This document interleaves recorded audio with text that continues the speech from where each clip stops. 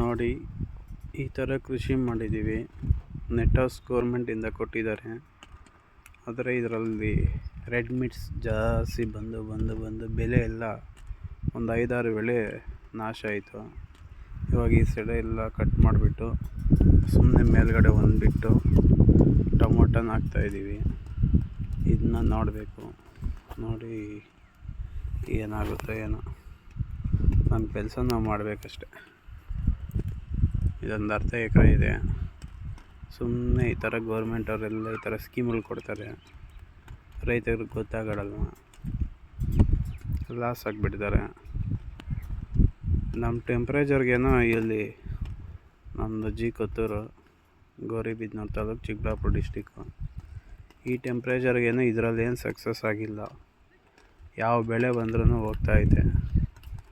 ಬಿಸಿ ಜಾಸ್ತಿ ಬರುತ್ತೆ. ಎಲ್ಲರೂ ಇದನ್ನ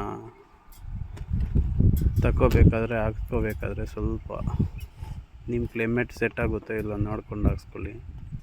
ಸುಮ್ಮನೆ ಇವತ್ತಿಗೆ ಒಂದು 4-5 ಲಕ್ಷ ಲಾಸ್ ಆಗಿದೆ. ರೈತರು ಯಾರಾದರೂ ಲಾಸ್ ಆಗೋದು ಬೇಡ.